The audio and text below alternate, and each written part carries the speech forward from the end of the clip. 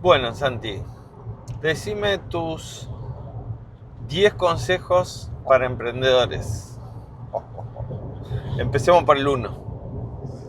Bueno, son 10 así de una. El primero que en mi experiencia ha roto muchas negociaciones es el tema de la titularidad. Eh, Creo que los emprendedores trabajan mucho en entornos colaborativos. eh, Mucha gente mete mano en el guiso, en la olla, y a veces asumen o se asumen que una participación, digamos, circunstancial de algún tercero, de alguna persona, de algún asesor, de alguna empresa que le pediste algo, no va a tener más repercusión que la que simplemente si te cobró le pagaste o si fue un favor, como que ahí quedó. Y la realidad es que nadie se preocupa por los emprendimientos, por los proyectos cuando están todavía en etapas iniciales o embrionarias, pero cuando empiezan a dar pasos, empiezan a crear valor, ahí empiezan todos a decir, che, Aramo dijo el mosquito y estaba arriba del burro. Y eso ha generado disputas que son muy difíciles de dirimir, de definir, de aclarar, todo porque no lo hiciste desde el comienzo. Entonces, saber quién es el titular es algo, o sea, y por titular digo quién es el que puede legalmente firmar los papeles y decir esto es mío y acá te lo transfiero, es fundamental. Sí, y hay algo ahí, ¿no? De muchas veces, como los proyectos están naciendo, no tenés capital, entonces el aporte, la, la tentación que tenemos todos cuando empezamos, ¿no? Es decir, bueno, yo no tengo esto, entonces me tengo que asociar con alguien que lo tenga porque no tengo plata para pagarlo.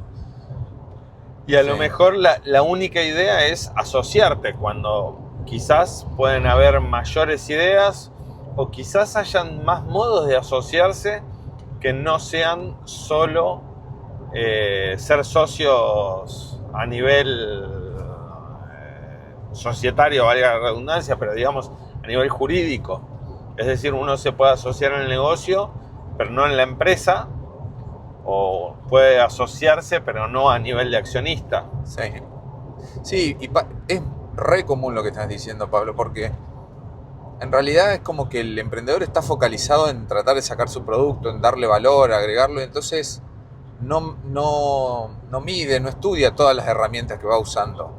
Y muchas de esas herramientas que pueden ser usar, por ejemplo, una capacidad de un tercero, y ahora te voy a contar una anécdota que se basa en un caso real, pero usar esa capacidad de un tercero pidiendo o diciendo, bueno, dame una mano con esto, y este tercero te manda un documento, te dice, sí, dale, firmame esto porque lo tengo que hacer porque tengo que usar una máquina, tengo que hacer un estudio, y en ese documento vos estás haciendo sesiones, o sea, no solo eh, ir a buscar socios, con, digamos conscientemente, porque necesitas avanzar, sino también esos socios que nunca pensaste que eran socios y aparecieron de pronto. La Sí, anécdota es, perdón, sí. una semilla que teníamos que hacer una introgresión que no se podía hacer acá, era de maíz en ¿Qué es una Argentina. introgresión? La introgresión es ponerle básicamente un gen que queremos que haga algo en esa semilla, y medir cómo es la reacción. Cada tipo de semilla tiene una técnica especial. En esos años que lo intentamos hacer, acá no se hacía en Argentina y se hacía afuera. Y cuando vos viste, bueno, vamos a mandarlo, era porque necesitábamos avanzar, necesitamos saber si ese gen servía, en este caso me acuerdo que era maíz. Y resulta que ese pedido casi de un servicio como estándar que lo prestaban en Estados Unidos y en China, venía con, hey, si sale algo interesante vamos a ser dueños los dos, ¿eh?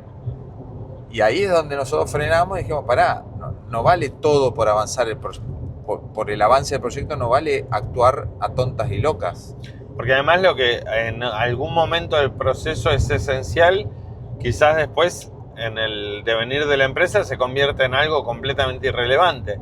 Entonces, por lo que era esencial en un momento dado del proyecto, uno termina hipotecando todo el proyecto y todo el futuro del proyecto en función de algo que necesitabas en un momento determinado. Que quizás cuando uno empieza a entender esto lo necesito ahora, pero no lo puedo pagar ahora, puedo salir a buscar plata, puedo buscar cómo financiarlo de otra manera, puedo ver cómo ganar tiempo de otra manera. Y lo primero que pensamos es, bueno, te hago parte del negocio. Sí. Sí, y esto me lleva, esto que vos decís, la estrategia es un poco, es otro de los consejos, pero siguiendo con un segundo consejo de la titularidad, relacionado con la titularidad, tiene que ver con esto. Los dineros que vos vas a buscar como emprendedor no son todos iguales. A veces estamos tan desesperados buscando plata porque queremos avanzar esto que vos decís y no te das cuenta que uno viene con una mochila más pesada que otro o te pide más cumplimiento de más hitos o de darte que le des más proyecto, que le des más parte de lo que estás haciendo. Entonces ahí el pensar estratégico es fundamental. Dividir qué es lo que necesito realmente para avanzar ahora de lo que, bueno, a ver, no es que tengo solo una opción para avanzar, sino puedo analizar otras opciones que no impliquen, por ejemplo, un hipotecar el proyecto al futuro. Total. Bueno, yo voy con el segundo consejo. Tener claro el fin. En Oxímoron decimos, el fin tiene razón de principio. Decime a dónde querés llegar y yo te voy a decir el cómo. Tal vez sea el primero, Pablo. Sí, debería ser el primero. Yo fui más operativo, pero es realmente el primero. Porque en definitiva, si vos no tenés en claro a dónde querés ir, en cualquier emprendimiento te van a ir surgiendo millones de caminos, millones de oportunidades y aperturas a proyectos que después, cuando te querés dar cuenta, terminaste en el lado de los tomates. Sí. Y quizás no era el proyecto que vos querías. Sí. Hay una creencia en los emprendedores y en los emprendimientos de que es muy difícil proyectar por algo que es más bien una promesa que un producto. Entonces cualquier plan te responden con una verdad parcial, que son tremendas las verdades parciales porque te llegan a engañar.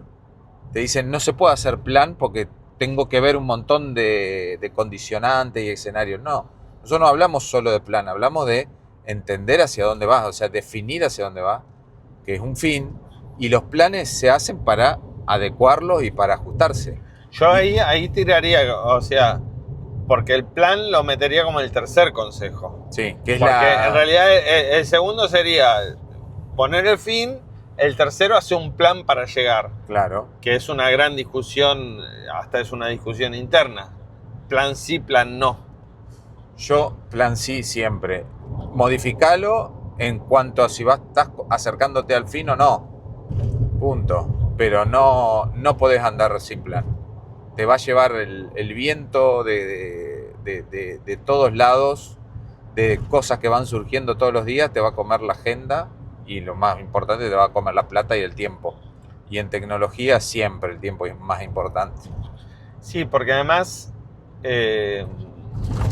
una de las grandes cosas que quizás es uno de los grandes males de los emprendimientos, una de las principales razones por las cuales los emprendimientos fallan, es que van modificando el rumbo por circunstancias externas y luego las circunstancias vuelven a cambiar, pero tu proyecto quedó armado según esas circunstancias. Y cuando las circunstancias volvieron a cambiar, vos te quedaste afuera. Entonces, en la pandemia pasó mucho con proyectos que mutaron completamente, después la realidad volvió a cambiar y volvieron a quedarse fuera.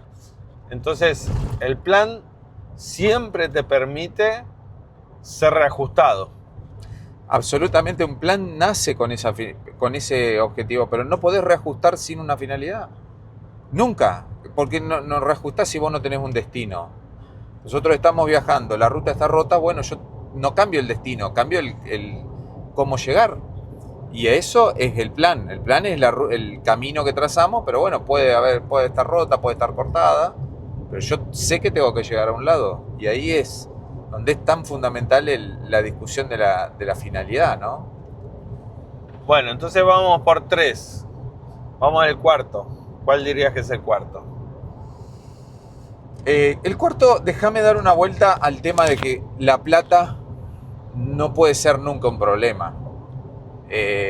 Los proyectos, y tomando lo que hablamos hace un ratito antes, hay distintos tipos de plata y hay plata para cada proyecto y para cada etapa de proyecto.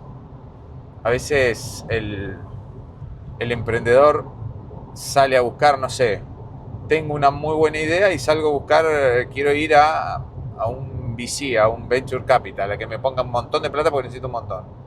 Y los Venture Capital tienen una lógica, que es ponerte un montón de plata y recuperar un montón de plata. Entonces, ¿y eso qué implica? Que tenés que entregar gobierno de tu proyecto, que tenés que entregar tiempos, que tenés que acelerar, que tenés que hacer por ahí cosas que no son los más convenientes. Es como buscar una pareja, buscar plata, ¿no? Sí. Y ahí me parece que no hay que desesperarse. La plata no es ni puede ser nunca el problema. Hay 500 tipos y niveles y capas de financiadores y demás. Lo que hay que tener en claro es lo que le estamos vendiendo, que será otro consejo más para adelante, ¿no? Sí, y también la contraria, ¿no? Que también aparece. Quiero hacer todo porque no quiero entregar ni un poquito de plata o porque no quiero entregar ni un poquito del proyecto. Entonces, ni siquiera contratás un delivery para hacer las entregas para no perder plata, y eso en realidad te hace perder foco. Porque en definitiva estás saliendo a buscar esto, querés hacer esto, y no, ¿y por qué le voy a regalar esto que sale 20 y a mí me lo están cobrando 40 porque se va a llevar esos 20? Sí. Y a lo mejor esos 20 que te estás ahorrando te salen carísimos porque no te estás haciendo lo que tenés que hacer.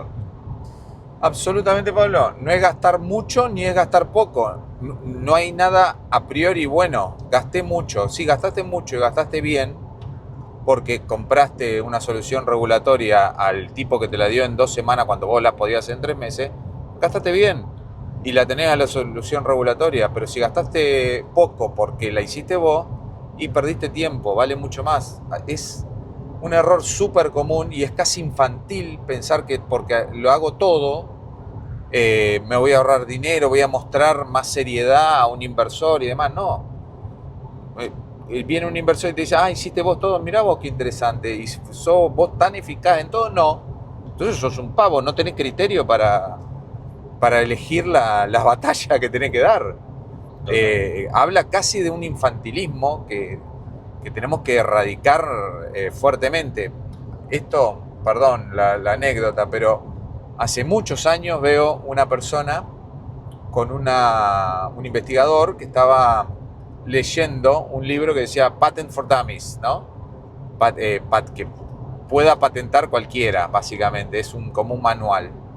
Y le digo, ¿qué estás haciendo? Estoy viendo cómo hacer para patentar. Le digo, pero grave error, o sea, lo que vos sabés hacer, que es trabajar sobre tu tecnología, estás perdiendo tiempo en hacer algo que hay 500 tipos que pueden hacerlo, mucho más eficientemente que vos. Ahora, si vos querés leer eso para ir al baño o para distraerte de lo otro, está perfecto, pero no para hacerlo. Creo que es un error absolutamente, y es grave y es absolutamente normal, es más común de lo que uno cree. Sí, y ahí podríamos poner el quinto, ¿no? La medición del costo, y el costo no mirado solo desde el punto de vista económico, que también, porque en definitiva yo puedo reducir todo a plata aunque no sea siempre conveniente, pero puedo reducir tiempo, plata, puedo reducir cansancio, puedo reducir molestias y una cantidad de cosas que uno no se da cuenta, pero termina afectando. Y son los costos ocultos de las cosas. A nosotros, trabajando con emprendedores, más que con empresarios en esto, es muy común, bueno, y con empresarios también, es muy común el decir, bueno, no sé, estoy fabricando alfajores. ¿Y quién lleva los alfajores? Y los llevo yo con mi auto, así me ahorro el cadete y demás. Entonces, ¿cómo estás repartiendo los alfajores en un auto? ¿Y cuánto sale? No, no me sale nada porque el auto es mío. Entonces, nunca vas a saber si tenías o no tenías un negocio. No pago alquiler porque como no pago alquiler me sirve el negocio. Entonces no sabes si es un negocio o no es un negocio. Hasta que no calcules cuánto te saldría tu negocio calculando lo que te sale de alquiler, no estás sabiendo si lo tenés o no lo tenés. Lo mismo con una cantidad de actividades que uno ni piensa, ni analiza, ni magnifica, ni meritúa. Y que damos por hecho un montón de cosas. Lo voy a llevar a lo más general. Damos por hecho un montón de cosas. Puse mi emprendimiento de pizzería en mi casa. Bueno, eso no significa que no tenga un costo. Cuando vos cambies esa situación, o cuando se cambie esa situación, eso va a tener un costo. Y no te puede cambiar tu negocio. Vos tenés que pensar un negocio merituando o tratando de medir todos esos costos ocultos, como vos decís, porque para que no te saquen del negocio en la primera que aparezcan. Sí, o al menos para saber, volvemos al que primero o segundo consejo, como querramos, que es saber a dónde querés llegar. Si vos me querés decir, mirá, yo hoy no tengo trabajo, entonces hago pizzas desde mi casa, listo, está perfecto. Ahora, como hago pizzas desde mi casa, quiero tener una fábrica de pizzas, ahí es donde aparece la distancia. Una fábrica de pizzas quizás nunca la vayas a tener como fábrica, aunque sí es posible que ganes plata asumiendo que un recurso que hoy tenés es el uso de tu casa. Así es. Yo me acuerdo,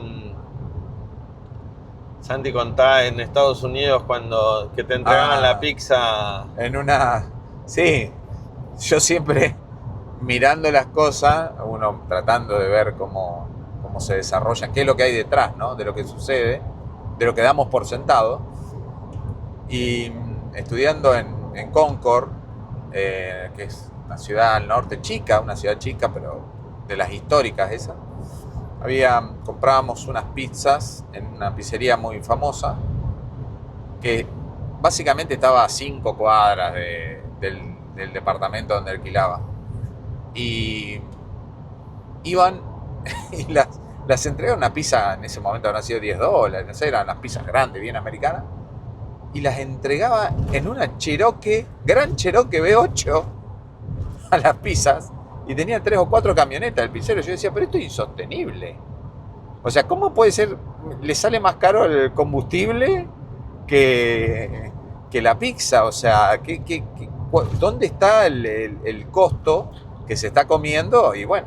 Y un costo que no agrega ningún valor, porque en definitiva a vos que te entregue la pizza desde una moto o desde una Gran Cherokee no te cambiaba nada, absolutamente. Llegaba caliente igual si me lo traía caminando porque estaba a 5 cuadras, imagínate. Bueno, vamos con el 6. Yo diría distinguir lo urgente y lo importante.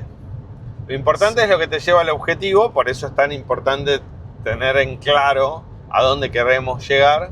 Y lo urgente es lo que te demanda la vida, los negocios, la sociedad, la familia, una cantidad de cosas que se van a interponer entre tu objetivo y vos. Y lo vital que resulta que lo importante tenga una planificación de tus tiempos. Porque si no, cuando solo trabajas en lo urgente, son esos días que llegas muerto a tu casa y te preguntan, ¿y qué hiciste? Y no sabes. No sabes. Si no sabes lo que hiciste, quiere decir que estuviste trabajando en lo importante, en lo urgente y no en lo importante. O si lo que planificaste no lo pudiste hacer, pasa lo mismo. Y te lleva a un punto más. Vas a estar siempre en pelea de administración por tu tiempo.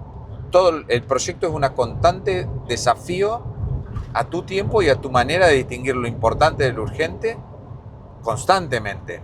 Va a ser siempre eso. Entonces, si vos pusiste algo importante en la agenda, no lo lograste ejecutar, está fallando vos. O sea, siempre las circunstancias afuera te van a llevar a querer distraerte, vamos a poner así, con cosas y distracciones absolutamente válidas, lo que vos decís. Hay cosas urgentes que hay que atender. Bueno, ¿soy yo el que lo tiene que atender? Esa pregunta te la tenés que hacer. Si no te la estás haciendo, estás fallando. Y te la tenés que hacer constantemente. ¿Esto me desvía de mi objetivo, sí o no? Y esto, si me desvía, lo tiene que hacer otra persona. No podés ser vos. Vos tenés que encargarte de lo importante. Sí, y quizás la primera lección sería, bueno, lo urgente que no sea importante es lo primero delegable. Quizás no tengas a quién delegar, ok, podés asignarle tiempos, pero ponerle un coto, ponerle una medida. Si no le pones una medida, te va a comer el resto del tiempo. Y de nuevo, el proyecto va a ir a donde te lleven las urgencias y no a donde vos querías que te lleve el proyecto. Eso tienen en todo proyecto, es impresionante cómo las urgencias tienen la capacidad de autorreproducirse y de tornarse casi infinitas, ¿no? Total. Entonces, realmente es perseguir fantasmas, querer agarrar con la arena con la mano, el agua con la mano. No te lleva a ningún lado. O lo gestionás por dedicando X cantidad de tiempo, como decía Pablo. No tengo recursos para delegarlo en nadie, no puedo pagarlo, no está formado el recurso listo. Me dedico yo, pero 1 hora, 2 horas. Contesto mail urgente 2 horas y después no contesto más. Total. Bueno, vamos con el séptimo. El séptimo podría ser la elección de los recursos, ¿no? El equipo, creo. El equipo, claro. El equipo, sí. Acá hay una cosa que nosotros traemos en Oxymoron, donde, que es un poco la etimología de la palabra equipo, que viene del francés, que era lo que una embarcación tiene que llevar en su travesía. Si llevas cosas de más, estás llevando más peso y estás poniendo en riesgo la travesía. Y si llevas cosas de menos, también estás poniendo en riesgo la travesía porque te puedes quedar sin algo. Entonces, lo importante es encontrar que no sobre ni falte nada. Sí. Y en las personas, además de el mínimo, este es el equipo mínimo viable, digamos, vamos a ponerlo en términos de gestión, además de eso, tenés que saber armar los equipos. O sea, una agrupación no es, listo, tengo el equipo, llamé al abogado, al contador y al, no sé, al ingeniero. Ajá, lo subiste a la camioneta y, ¿no? Una juntada de personas no es un equipo.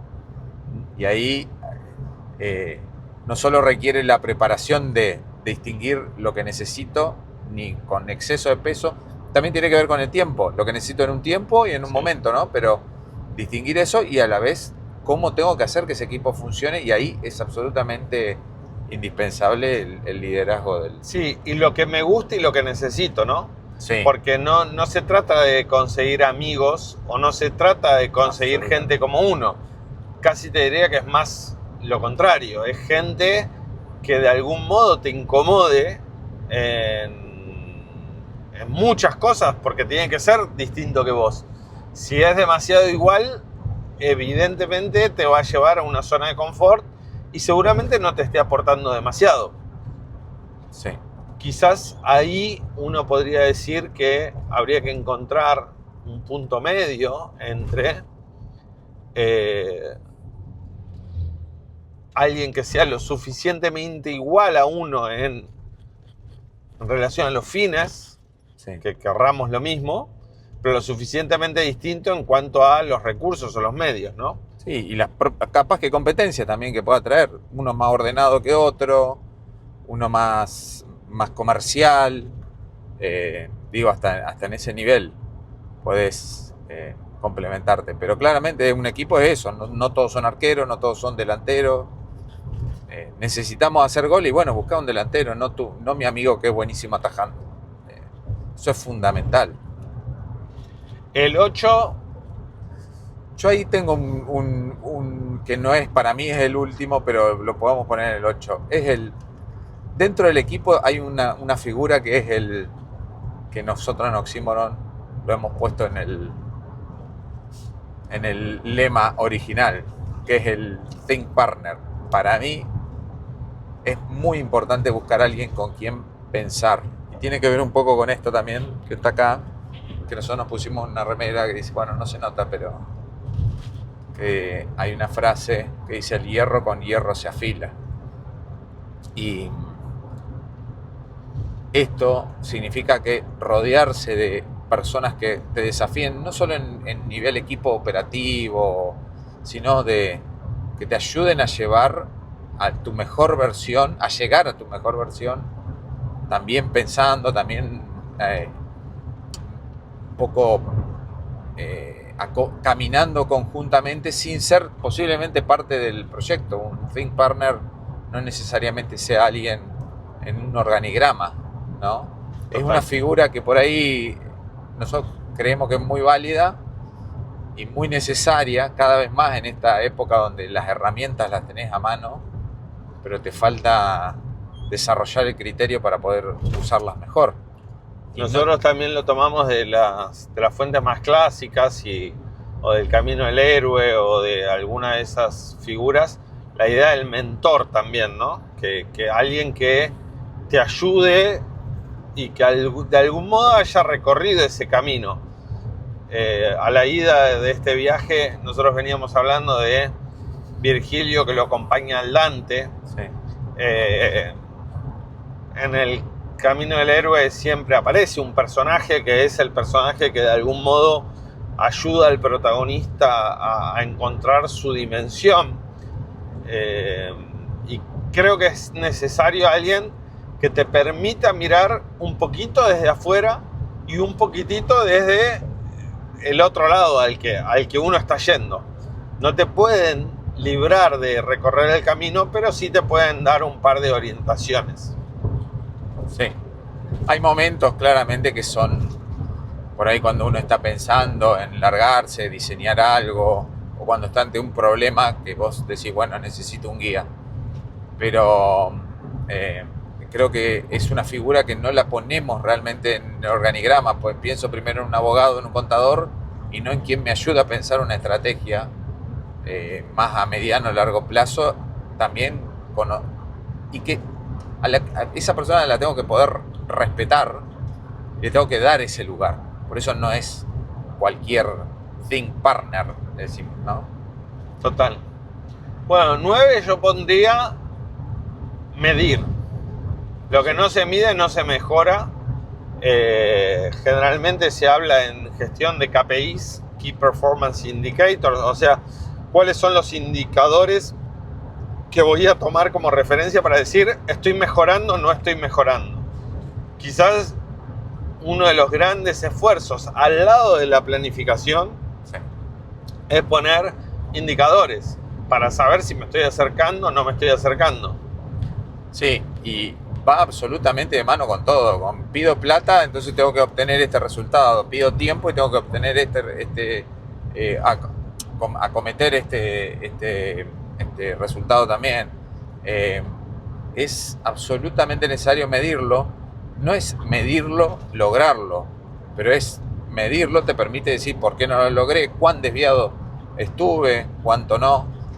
Sí, hay un consejo más, que el KPI y la planificación están íntimamente vinculados con la estrategia y con la finalidad.